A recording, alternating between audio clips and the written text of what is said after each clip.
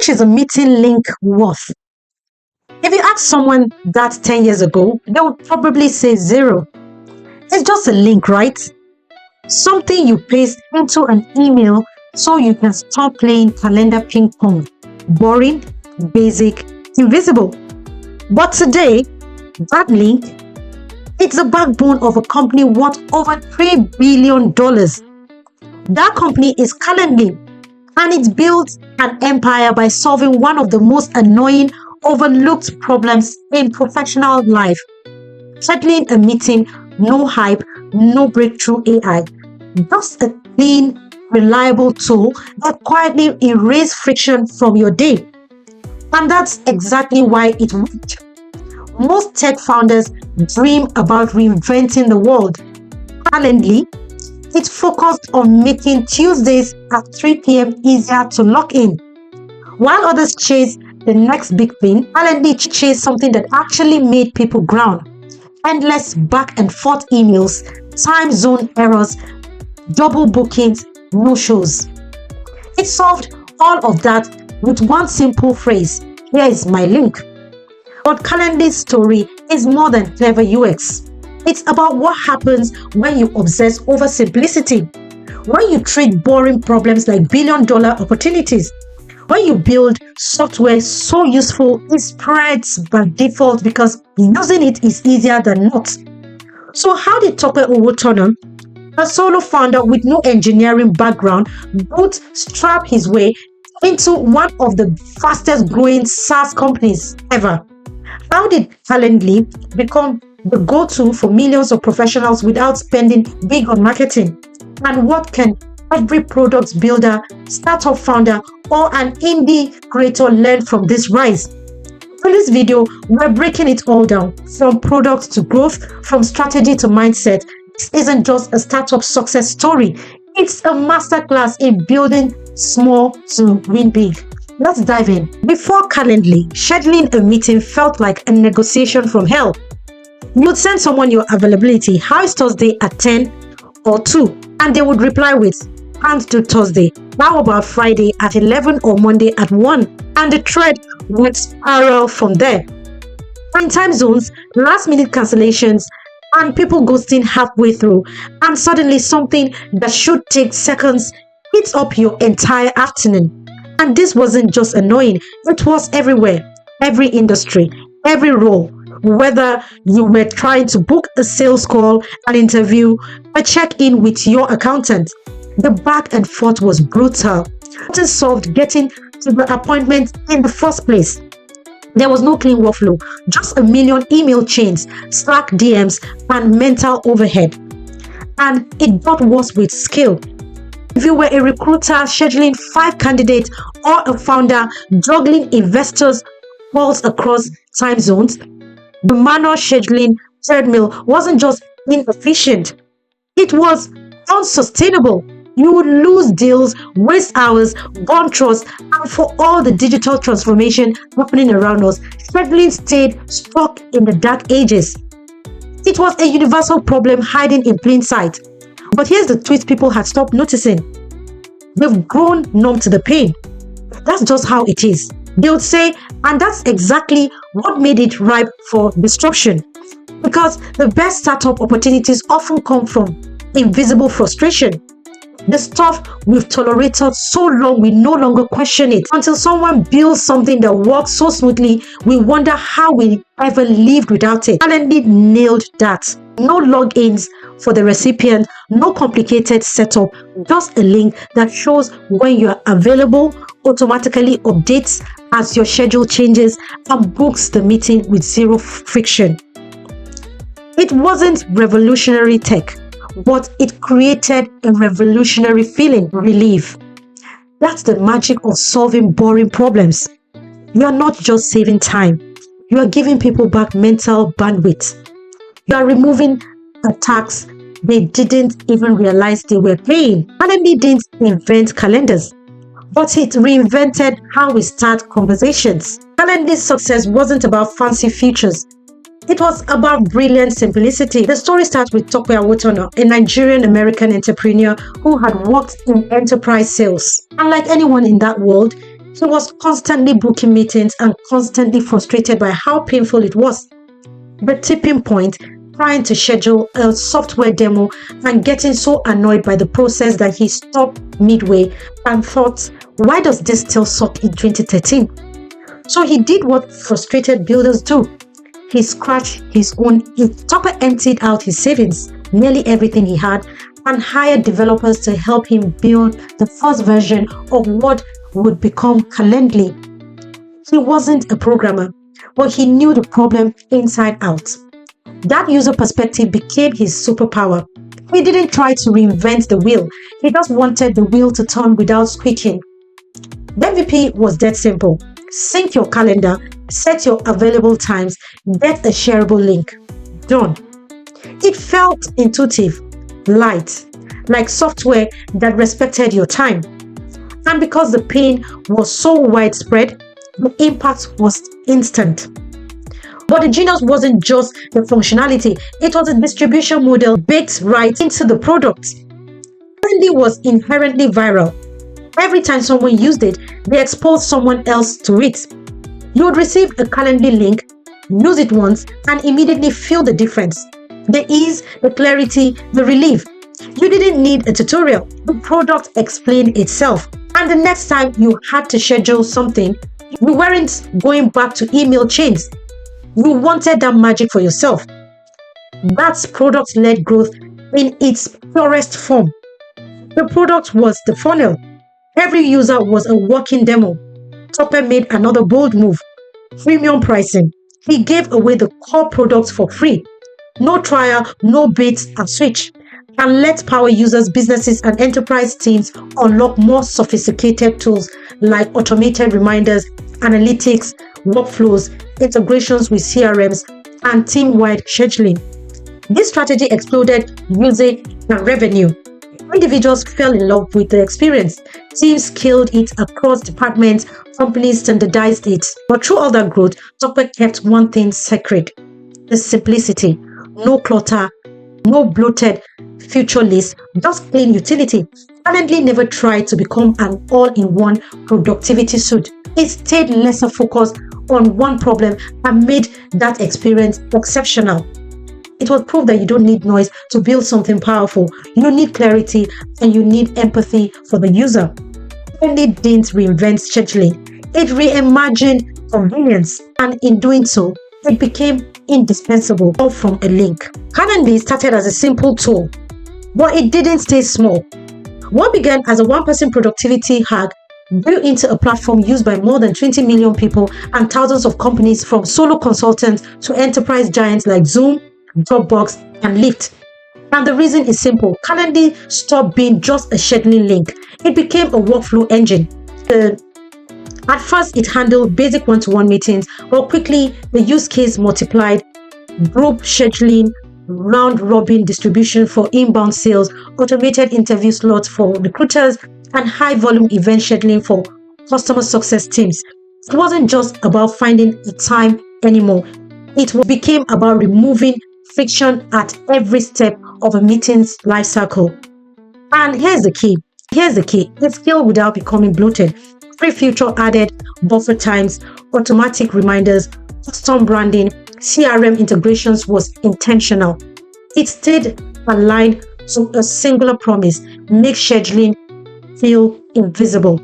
That kind of restraint, rare in SaaS. Calendly also got distribution rights, because while individual users drove adoption, companies unlocked the real value.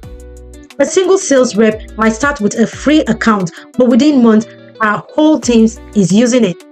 And when leadership sees the efficiency gains, Calendly lands a team-wide or enterprise contract. That's product-led growth backed by smart monetization.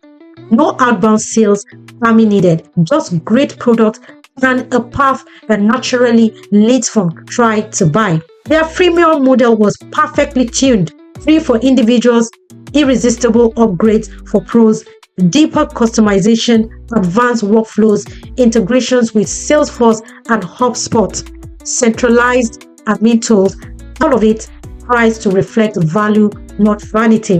By 2021, Calendly raised $350 million at a $3 billion valuation. But unlike many unicorns, this wasn't a brand built on buzz.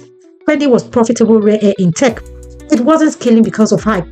It was scaling because it solved a problem that never goes away and did it better than anyone. It started as a utility, but it became something more. Infrastructure for how modern work gets done. Calendly proved that if you stay insanely useful and scale responsibly, your product doesn't just serve users, it becomes essential. Let's be honest, there's no glossy and campaign for booking a 30-minute Zoom call. No rival trend for avoiding calendar collisions. It's not glamorous. It's not headline grabbing. But that's exactly what makes it powerful. Because boring problems are everywhere. They're universal, repetitive, annoying, and crucially, they're undervalued. Most founders overlook them because they don't seem innovative or disruptive enough. But Calendly is proof that the least glamorous problems can become the biggest opportunities. Why? Because boring problems need predictable demand. Every business, every freelancer, every team needs to schedule. It's not luxury. It's a non-negotiable. And if your tool saves time, reduces friction, and works seamlessly in the background, people will adopt it with zero resistance. Even better, these problems rarely have fierce competition. Not because they are easy, but because they are unglamorous. And that creates an opportunity moat. When everyone else is chasing crypto, AI, or social apps, infrastructure tools grow steadily, quietly, until they are impossible to ignore. It also generates incredible retention. When you solve something essential, even if it's invisible, you become embedded. People might forget they're using your products, but if it breaks, they notice instantly. That's how you create unshakable stickiness. Calendly didn't just become useful, it became a reflex. And here's the twist. Boring problems are often emotionally loaded. People hate wasting time. They feel anxiety when meetings fall through. They feel stress juggling time zones. So when a product like Calendly takes that away, the emotional reward is huge.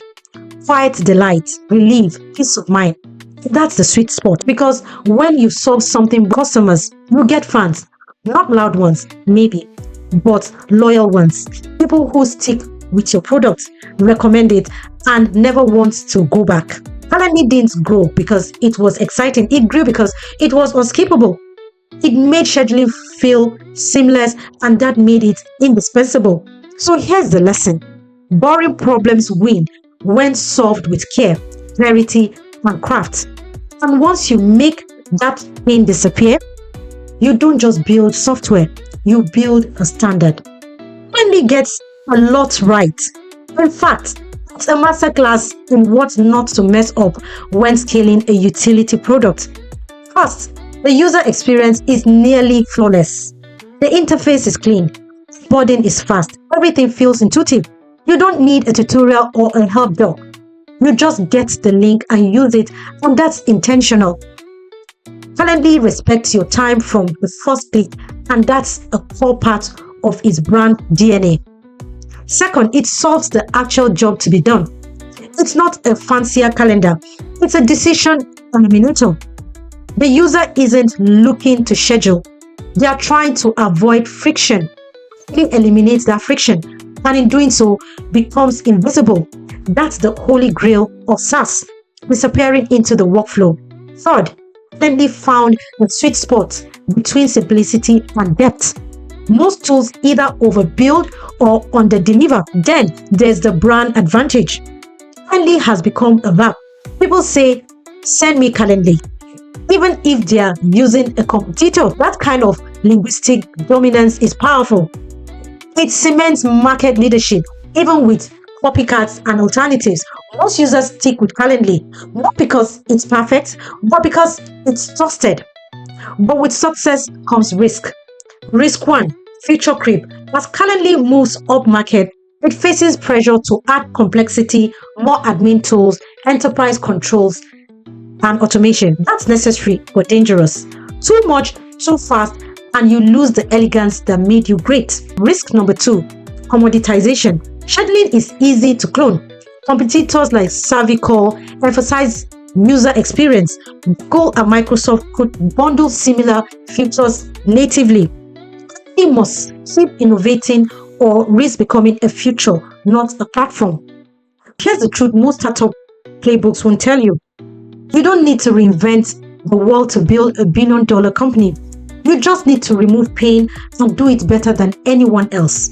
Calendly is living proof. It didn't ride a trend. It didn't launch with buzz. It didn't promise to change the universe.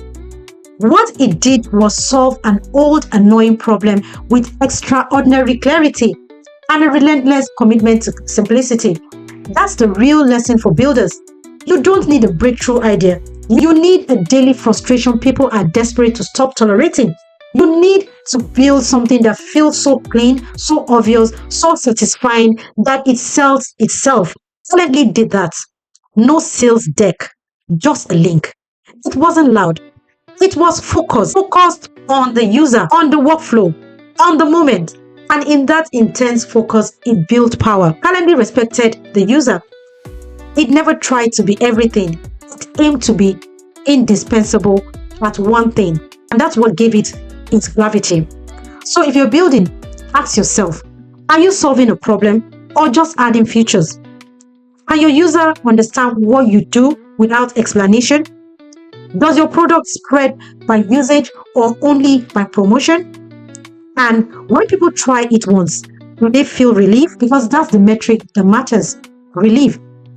If your product feels like taking a breath after holding it too long, you've made something real. Calendly didn't start by targeting huge terms or pitching venture capital. It started with a real person, a real pain point, and a real obsession with making that pain go away. And in doing so, it became part of the workday quietly, permanently. That's the playbook. Solve one boring problem so well that people build habits around you. Not noise, not hype, habits. Because habits scale, habits spread, and habits stick. Solve for pain, stay focused, respect the workflow. That's how you can go from helpful to infrastructure. Calendly didn't win because it was the most innovative. It won because it was the most useful. Because it respected something most companies overlook, your time. It solved one of the most boring universal problems in business, and it did it so well that it became invisible. That's what made it unstoppable. From a single founder with no technical background to a platform used by millions across the globe, Calendly is proof that clear focus and quiet execution can outpace flash and fanfare. It didn't try to do everything. It just made one thing effortless, and that was enough to create a movement. So here's the big takeaway. If you want to build something great, don't chase trends. Chase friction. Find that pain that people have stopped complaining about and fix so beautifully that it becomes second nature. Designed for clarity, deliver consistency and trust. Because in a noisy world, the tools that win aren't the ones shouting. They are the ones that solve. Calendly is a masterclass in quiet domination. Thanks for watching. If you've got value from this breakdown, hit like, drop a comment, and subscribe for more stories behind the brand solving real problems and winning big.